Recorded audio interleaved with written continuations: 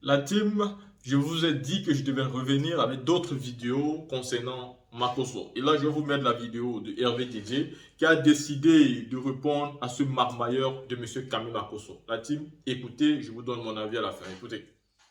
Il a mené de bout en bout. J'attends le sieur Makosso dire que, comment on appelle, euh, euh, la rébellion, ce n'est pas Alassane Draman Ouattara qui l'a faite. Ce n'est pas Alassane Draman Ouattara qui l'a faite. Mais ce monsieur-là, il est, je ne sais pas s'il est quitté au ciel pour tomber ou bien il est sorti de la terre comme une plante qui vient de pousser. Tu n'étais pas en Côte d'Ivoire, Makosso? Tu n'étais pas en Côte d'Ivoire? Tu n'étais pas en Côte d'Ivoire? Tu étais où? Que non, c'est Soro qui bafourit Guillaume. C'est-à-dire, dans votre manipulation de l'opinion nationale et internationale, vous êtes que dans le mensonge. Jamais vous allez dire la vérité. Quand est-ce que vous allez avoir le cran de dire la vérité? Makosso et consorts. Quand est-ce que vous allez avoir le cran, l'honnêteté de dire la vérité? Oui, comment on appelle c'est la rébellion, c'est Soro qui bafourit Guillaume, et puis c'est pas Ouattara Draman Alassane, ce n'est pas lui, et que pourquoi Mamadou Touré n'a pas répondu à cette partie. Il ne peut pas répondre. Makosso, Makassa, il ne peut pas répondre. Ton ministre Mamadou Touré là, il ne peut pas répondre. Il ne peut pas répondre. Quand le ministre Kone Katina sort pour dire que c'est cette jeunesse qui a été manipulée et qui s'est adonnée à éventrer la Côte d'Ivoire dans une rébellion, comment il s'appelle, Mamadou Touré ne peut pas répondre à ça. Il ne peut pas répondre, il est obligé d'esquiver ou même de passer à autre chose sans répondre à ça. Effectivement, parce qu'il sait qu'effectivement, ils ont utilisé la jeunesse pour faire une rébellion qui a, comment on appelle, endeuillé notre pays, la Côte d'Ivoire. Donc si toi tu es quitté sur la planète Mars, ou bien tu n'étais pas sur la terre des vivants et que tu étais dans la tombe, et puis tu es ressuscité, et puis tu n'as pas eu cette information, nous t'informons. Makosso, va à l'information. Et puis arrête de divaguer, arrête de vouloir te faire plaire au régime. Le régime t'a déjà choisi. Alassane Draman Ouattara, là, il t'a déjà choisi. Lui et ses suppôts t'ont déjà choisi. Ils t'ont pris comme leur homme de main, le pasteur préféré. Ils t'ont adopté. Tu vois? Donc tu n'as pas besoin de prouver. Tu n'as pas besoin de chercher des points encore. Tu as déjà des points. Tu as déjà des points dans le régime d'Alassane Draman Ouattara. Tu es l'homme à tout faire d'Alassane Draman Ouattara. En tout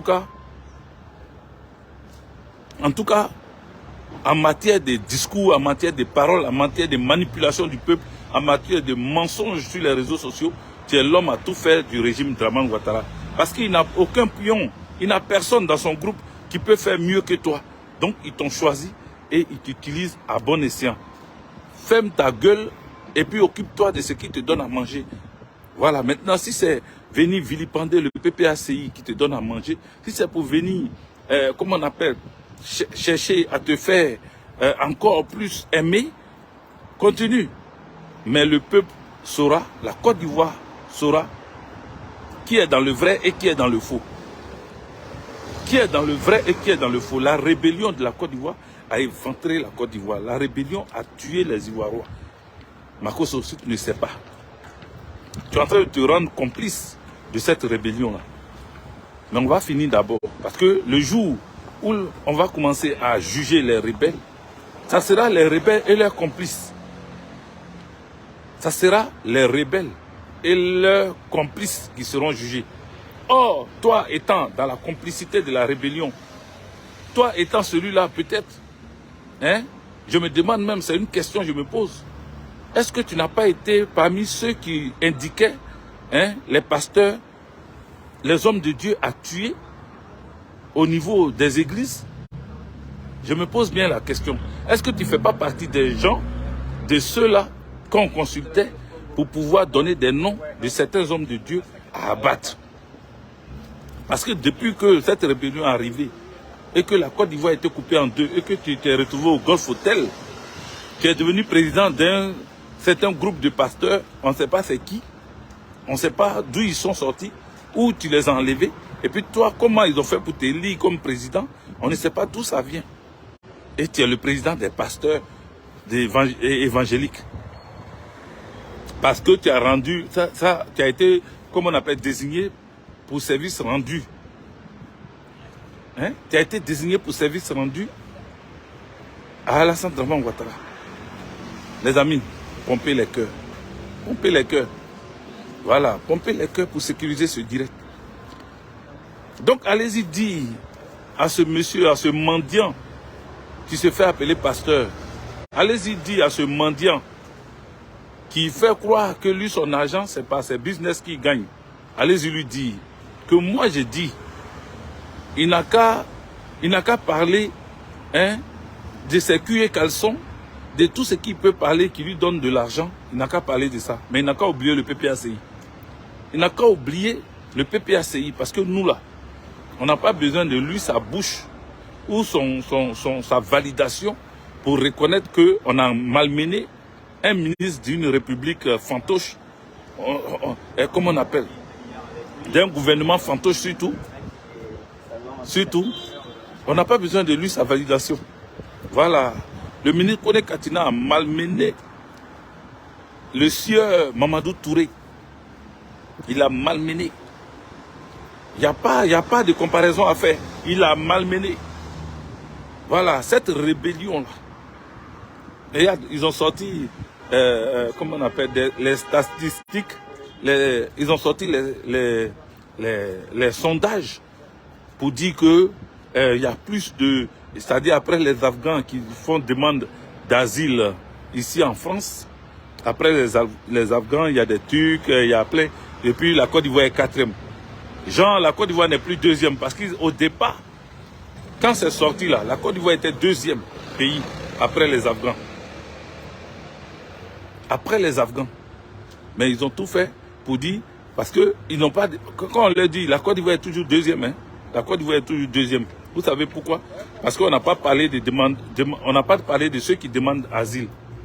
Voilà, on dit les immigrants, ceux qui traversent la Méditerranée, ceux qui viennent en Europe, pas en France seulement, en Italie, en Espagne. Quand on fait, c'est un, comment on appelle, c'est un sondage européen. Ce n'est pas un sondage de la France. C'est le sondage européen qui dit, après les Afghans, c'est la Côte d'Ivoire. Donc, arrêtez votre histoire de demande d'asile. Vous pensez que c'est tout le monde qui demande d'asile. Quand ils arrivent là, c'est tout le monde qui demande d'asile. Si c'est ça là, effectivement, il y a 4. Vous êtes 4e, d'après vous. Mais même être 4e parmi tant de pays au monde, il y a combien de pays dans ce monde-là? Et vous, Côte d'Ivoire, vous êtes 4e. Et ça ne vous inquiète pas. Vous demandez asile pourquoi? Vous demandez asile pourquoi? Et quand on vous dit que Alassane Dramane Ouattara, depuis son avènement en Côte d'Ivoire, il y a eu plus de, comment on appelle, plus de fuyards. Mais d'autres disent oui. Ceux qui ont fui la Côte d'Ivoire, qui traversent la Méditerranée là, on dit c'est sur Alassane Dramane Ouattara. C'est sous Alassane Dramane Ouattara. Mais quand le ministre le dit là, il ne le dit pas comme ça dans le billard. Et quand le président Laurent Gbagbo signe pour dire que ils ne sont pas sortis, ils ne sont pas partis de la Côte d'Ivoire quand lui il était au pouvoir, il ne rencontre pas sa vie. C'est une réalité des faits. C'est factuel. C'est quelque chose qui s'est passé réellement. Parce que quand il dit sous lui, les gens n'ont pas fui la Côte d'Ivoire. Il y a beaucoup qui sont sortis du pays, qui n'étaient pas inquiétés. Mais qu'est-ce qu'ils ont fait? Ils sont venus dire que ils sont en train de fuir la guerre. Et qu'ils ont peur pour leur vie. Parce que, n'oubliez pas, il y en a qui fuient effectivement la mort. Et qui se retrouvent de l'autre côté de la Méditerranée. Mais il y en a qui ne fuient pas la mort, mais qui ont l'esprit d'aventure, qui ont envie de venir en Europe pour pouvoir chercher leur vie. Ceux-là, ils ne sont pas la même chose. Ils sont prêts à inventer, à créer tout ce qu'il faut pour pouvoir entrer dans ce pays, pour pouvoir rentrer en Europe. Ils sont prêts à créer tout. Voilà. Donc, autant de Gbagbo là, il y a beaucoup qui avaient envie de venir se chercher. Qui avaient envie de venir se chercher pour avoir un mieux-être. Parce qu'il y avait la rébellion. Toujours la rébellion. Cette rébellion qui poursuivait des gens dans les zones comme Boaké et autres. Ceux qui étaient à Korogo, qui n'ont pas eu le temps de venir sur Abidjan, ont fui pour quitter, pour rentrer dans les pays comme le Burkina, comme le Mali. Et de là-bas, ils ont continué vers le Niger pour rentrer en Libye. Voici ceux qui ont fui. Et ils n'étaient pas, malgré qu'il y avait la guerre, là, ils n'étaient pas nombreux que ceux qui fuient aujourd'hui là. Parce que ceux qui vont aujourd'hui là, ils disent que Alassane Draman, et il n'y a pas le pays n'est pas coupé en deux, hein, sous Alassane Draman Ouattara. Ça c'est un. De deux, Alassane Draman Ouattara dit, il est en train de travailler pour la Côte d'Ivoire. Et qu'il y a l'argent en Côte d'Ivoire. Et qu'il s'occupe des Ivoiriens et des Ivoiriennes. Alassane Draman Ouattara dit, il n'y a plus d'inquiétude, il n'y a même pas de problème d'aller chercher asile quelque part, ou bien de fuir le pays parce que la Côte d'Ivoire est en paix et que ça va bien. Quand tu finis de dire les choses comme ça, là, la Côte d'Ivoire doit être normalement un pays d'accueil. C'est-à-dire, au lieu de quitter, au lieu de qu'il y ait l'exode, au lieu de que les gens fuient la Côte d'Ivoire, d'autres devaient rentrer. Il devait y avoir plus de gens qui viennent en Côte d'Ivoire pour chercher les Dorado. Ils ne devaient pas fuir pour aller vers l'Europe. Ils doivent fuir pour venir vers la Côte d'Ivoire. Ils rentrent dans notre pays, dans le pays. Eux, ils rentrent en Côte d'Ivoire parce que c'est là-bas il y a l'argent. C'est là-bas on construit des ponts, donc il y a de l'emploi. C'est là-bas que Alassane Draman Ouattara dit qu'il a pris beaucoup de crédits. Donc l'argent là devait travailler, devait aider tout le monde. Mais on voit autre chose se faire. Vous voyez? Vous voyez? Donc c'est de ça qu'on parle, les gars. Partagez. Partagez. Et dites, allez-y dire à Makosso, dites à Makosso que Mamadou Touré ne peut pas démentir la rébellion. Parce que la rébellion est de leur essor. Ça vient de lui. Son papa même était rebelle. Voilà. Mamadou Touré, là, son papa était rebelle. Tu vois? À Daloa, là-bas, c'est eux qui ont attaqué Daloa. Ils ont été à la base des tueries à Daloa. Donc lui, il ne peut pas nier. Il ne peut pas nier la rébellion. Il peut jamais nier la rébellion. Ça va te faire mal, mais il ne peut pas nier la rébellion. Il ne peut pas nier la rébellion parce que son papa était dedans. Et lui-même, il était dans la rébellion. Donc il ne peut pas nier, il ne peut pas discuter ça avec quelqu'un. Donc s'il a eu le blocage là, c'est ça. C'est parce qu'il ne pouvait pas démentir. Les faits sont réels. Les faits sont effectifs. Les faits sont réels, les faits sont effectifs. Il y a eu des choses qui sont passées en Côte d'Ivoire. Personne ne peut tronquer l'histoire. Donc, dites ça à Makosso, que c'est vite fait sa réponse à ces allégations, hein, d'après lui, qui veut être neutre ou quoi. Mais comme il est malin, il sait bien attirer son monde. Donc, il vient avec un discours du genre, lui, il est neutre, mais il va donner son avis. Mais ton avis, là, on en a cul, on s'en fout de ton avis.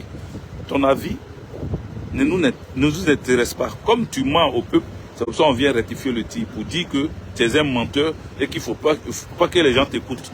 Voilà. Tu es un menteur, il ne faut pas que les gens t'écoutent. Rébellion, là, ça a eu lieu en Côte d'Ivoire. Voilà. Tu ne peux pas venir déformer l'histoire ou transformer l'histoire. Voilà mon message. Portez-vous bien, que Dieu vous bénisse. Partagez, n'oubliez pas. Et puis, ciao, ciao, à ce soir. Voilà, ce soir, je serai encore en direct. Cette fois-ci pour parler des choses plus sérieuses encore que de venir parler de Makosso, un morveux. Voilà, partagez. Ciao. Quand vous finissez d'écouter, si vous convenez avec moi qu'il a totalement raison, Makosso, c'est un marmailleur qui a déjà choisi au sein du RHDP comme celui-là qui gère la communication du parti. Et donc, il n'a plus besoin de s'attaquer aux partis politiques comme le PPACI. Il fait déjà tellement bien son boulot qu'il n'a plus besoin de parler. Il n'a qu'à s'occuper de ce qui le concerne et de laisser la politique aux politiciens. Aujourd'hui, le PPACI est rentré. Il y a de l'engouement politique. Et vous pouvez donc voir un débat de politique télévisé qui enrange plus de 10 000 téléspectateurs en direct. Ça veut dire que les jeunes commencent à s'intéresser à la politique. Parce qu'il y a un rapport de force qui est en train d'être équilibré. Un rapport de force qui est en train de changer. Et pourtant, il y a quelques années, le rapport de force avait disparu. L'absence du président Laurent Gbagbo était totalement perçue comme un échec de l'opposition. Aujourd'hui, il est là et l'opposition est en train de renaître de ses cendres. Les jeunes prennent donc espoir. Makosso, qu'est-ce qu'il vient faire ici? Il vient discréditer en faisant semblant d'être impartial. La team, ça c'est mon point de vue. Donnez pouvoir en commentaire.